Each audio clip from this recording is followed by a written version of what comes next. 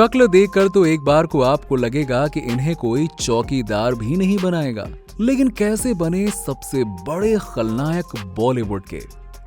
Hindi film industry में खलनायक Danny आज एक अलग ही रुतबा रखते हैं। ये बॉलीवुड के उन उम्दा कलाकारों में से एक हैं जो करीबन 5 दशकों से लगातार फिल्म इंडस्ट्री से जुड़े हुए हैं और आने वाले समय में भी वो इंडस्ट्री की कई सारी बड़ी फिल्मों का हिस्सा बनने वाले हैं। डैनी की बात करें तो उनका शानदार फिल्मी करियर रहा है, जहां उन्होंने अपने जमाने के कई दिग्गज कलाकारों को अपने बेहतरीन अभिनय के साथ भी दिया। फिर चाहे वो घातक फिल्म के सनी देओल हो या फिर अमिताभ बच्चन, ये सभी कलाकारों को डैनी अपनी बेहतरीन कलाकारी से मात दे चुके हैं। वैसे डैनी हमेशा से ही अपने खलनायक लुक के लिए काफी ज्यादा फेमस रहे हैं, लेकिन कई फिल्मों में उन्होंने अपने पॉजिटिव किरदार से भी लोगों का दिल जीता है। इसी कड़ी में हम आपको डैनी की जीवनी से रूबरू करवाने वाले हैं कि कैसे वो फिल्म इंडस्ट्री में आते हैं और कैसे इंडस्ट्री में आते ही उन्हें बेइज्जत किया जाता है। यहाँ तक कि उनकी शक्ल को देखने के बाद कई लोगों ने तो कहा था कि इस शक्ल के साथ तुम इंडस्ट्री में एक्टर तो नहीं बल्कि वॉचमैन जरूर बन सकते हो। लेकिन उन्हीं लोगों के मुंह पर डैनी ने करारा तमाचा भी मारा। 25 फरवरी साल 1948 के दिन सिक्किम में डैनी का जन्म हुआ। उनका परिवार हॉर्स राइडिंग से जुड़ा हुआ था। डैनी शुरू से ही इंडियन आर्मी ज्वाइन करना चाहते थे, लेकिन उनकी मां ने ऐसा करने से मना कर दिया था।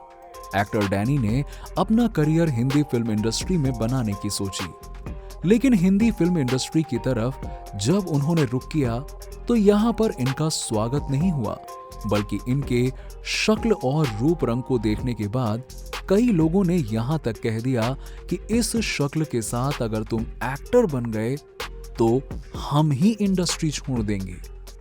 कई लोगों ने तो इन्हें वॉचमैन और नौकर के ही रोल मिलने के लिए ऐलान कर दिया था, लेकिन डैनी जानते थे कि उन्हें क्या करना है और उन्होंने कभी भी लोगों की बातों पर ध्यान नहीं दिया। साल 1970 में इनकी पहली फिल्म मेरे अपने आती है, जिस फिल्म में उन्होंने छोटा सा किरदार निभाया था, लेकिन इस फिल्म को करने के बाद उन्होंने कभी पीछे मुड़कर नहीं देखा। यहाँ हम आपको ये भी बताना चाहेंगे कि साल 1975 में आई फिल्म शोले में सबसे पहले गब्बर वाला किरदार अमजद खान को नहीं बल्कि डैनी को ऑफर किया गया था, लेकिन उस समय डैनी अपनी कई सारी फिल्मों की डेट्स के चलते कुछ ज्यादा ही बिजी थे। उन्होंने रमेश सिप्पी की इस बड़ी सी फिल्म को ठुकरा दिया था और जैसे कि आप सभी लोग जानते हैं कि गब्बर वाला किरदार निभाकर अमजद खान को कितनी सारी पॉपुलैरिटी मिली, लेकिन इसके बाद डैनी ने अपने अभिनय के दम पर इतना बड़ा मुकाम हासिल किया कि शायद ही कोई इतना बड़ा बन पाएगा। उन्होंने फिल्मों में कई सारे विलन के कई सारे डिफरेंट रोल प्ले किए। वैसे हम आपको ये भी बता दें कि डैनी का असली नाम शेरिंग फिंसो डेंगजोकपा है, लेकिन ये नाम लेना इतना कठिन था कि फिर जया बच्चन ने उनका नाम बदलकर डैनी रख दिया था। शुरुआती दिनों में डैनी काफी संघर्ष के दौर से गुजरे। उस वक्त डैनी को फिल्म जरूरत में काम मिला। इस फिल्म में काम मिलने के लिए जया बच्चन ने डैनी की काफी मदद की थी और गुलजार से कहकर फिल्म में उन्हें काम दिलवा दिया, लेकिन उन्हें असल सफलता मिली साल 1973 में फिल्म धुंध से। इस फिल्म को करने के बाद आने वाले समय में डैनी और भी कई सारी बड़ी फिल्मों का हिस्सा बने। 70 के दशक में डैनी हर किसी फिल्म में विलन के किरदार में नजर आते थे। उनकी चमचमाती आंखों में जोश देखने को मिलता था, जिससे उस समय के कई सारे बड़े और दिग्गज कलाकार भी डर से कांप जाते थे। डैनी की आवाज भी अलग थी, जिसकी वजह से उन्हें हिंदी फिल्म इंडस्ट्री में एक अलग ही पहचान मिल गई। जब उनकी एंट्री होती थी तो सिनेमा घरों में दर्शक तालियों से उनका स्वागत करते थे। उन्होंने अपनी एक अलग पहचान बनाते हुए हिंदी सिनेमा में अनेक वर्षों तक अपनी छाप छोड़ी है और आज भी उनकी प्रसिद्धि लगातार कायम है। हिंदी फिल्म इंडस्ट्री में अपने अब तक के करियर में डैनी ने अलग ही मुकाम हासिल किया है। एक्टिंग के अलावा डैनी और भी कई सारे शौक रखते हैं। वो टेबल टेनिस के बहुत अच्छे खिलाड़ी हैं और फिल्मों से फुर्सत मिलते ही डैनी अपने करीबी और सबसे अच्छे दोस्त अमिताभ बच्चन के साथ टेनिस भी खेला करते थे। इसके अलावा उन्हें गाना गाने का भी बड़ा शौक रहा है। सादगी भरी जिंदगी जीने वाले डैनी हमेशा सादगी भरे रहे और हमेशा ही लाइमलाइट से दूर रहना पसंद करते थे। तभी तो उनकी कंट्रोवर्सीज हिंदी फिल्म इंडस्ट्री में ना के बराबर हैं, क्योंकि वो कैमरा के सामने आते ही नहीं थे। वो रोजाना सुबह 5 बजे योगा के साथ अपने दिन की शुरुआत करते हैं। डैनी हमेशा मीडिया से दूरी बनाए रखने में ही विश्वास रखते हैं और यही वजह है कि उनकी जिंदगी या फिल्मी करियर को लेकर किसी तरह की अफवाह बहुत ही कम सुनने को मिलती है। वैसे डैनी को लेकर कई सारे किस्से भी फेमस रहे हैं। यहाँ हम आपको ये भी बताना चाहेंगे कि अमिताभ बच्चन के साथ उनकी जोड़ी सबसे ज्यादा पसंद की गई और अमिताभ बच्चन के साथ उनका एक मशहूर किस्सा भी रहा है। आपको बता दें कि अमिताभ बच्चन के डर की वजह से डैनी करीबन 18 सालों तक उनके साथ काम करने से बचते रहे। इसके पीछे की एक वजह यह भी थी, ऐसा नहीं था कि अमिताभ और डैनी के बीच कोई मनमुटाव था। दरअसल हुआ यूं कि जब भी डैनी को अमिताभ के साथ कोई भी फिल्म ऑफर होती थी तो डैनी को लगता था कि अमिताभ के सामने उनकी इमेज फीकी पड़ जाएगी। अगर फिल्म हिट हुई तो पूरा क्रेडिट अमिताभ बच्चन को मिल जाएगा। उस वक्त अमिताभ बच्चन सुपरस्टार बन चुके थे और उनका नाम बड़ा हो चुका था। यही सिलसिला करीबन 18 सालों तक चलता रहा। डैनी को अमिताभ के साथ फिल्म का प्रस्ताव मिलता रहा, लेकिन वो इसे रिजेक्ट करते रहे। आखिरकार 18 सालों के लंबे समय के बाद फिल्म हम में अमिताभ बच्चन के साथ काम करने के लिए डैनी ने हाँ कर दिया।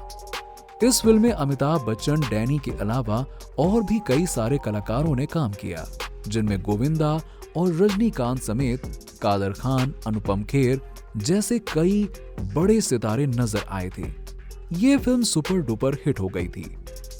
डैनी ने अपने शानदार फिल्मी करियर के दौरान करीबन 190 से ज्यादा फिल्मों में काम किया, जिसमें अग्निपथ, हम, खुदा गवाह और घातक जैसी हिट फिल्में शामिल हैं। इन सभी फिल्मों में डैनी ने अलग अलग किरदार निभाए। इसके अलावा डैनी की लव लाइफ भी किसी से छुपी नहीं है। जब कभी भी डैनी के लव अफेयर की चर्चा की जाएगी तो उनका नाम सबसे पहले परवीन बॉबी के साथ में जुड़ जाएगा। 70 के दशक में परवीन बॉबी और डैनी का प्यार परवान चढ़ गया था। डैनी परवीन का पहला प्यार थे और जिनसे वो बहुत ज्यादा प्यार करती थी। दोनों की पहली मुलाकात फिल्म धुएं की लकीर के सेट पर हुई थी। यहीं से दोनों के बीच में दोस्ती हुई और वो एक दूसरे को डेट करने लगे। हालांकि बात सिर्फ डेट तक सीमित नहीं थी। परवीन और डैनी उस समय लिव इन में भी रहने लगे थे। हालांकि 4 सालों तक एक दूसरे को डेट करने के बाद दोनों ने अपनी राहें जुदा कर ली, लेकिन उसके बाद भी ये दोनों एक अच्छे दोस्त रहे। मीडिया रिपोर्ट में इस बात को लेकर कहा जाता है कि परवीन बॉबी डैनी से बेइंतहा मोहब्बत करती थी।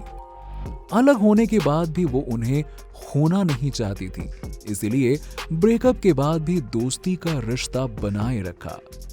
परवीन अक्सर डैनी के घर बिना बताए आया जाया करती थी, जिसकी वजह से डैनी की गर्लफ्रेंड कीम को काफी ज्यादा परेशानी होती थी। इस बात का खुलासा खुद डैनी ने फिल्म फेयर को दिए इंटरव्यू में किया था।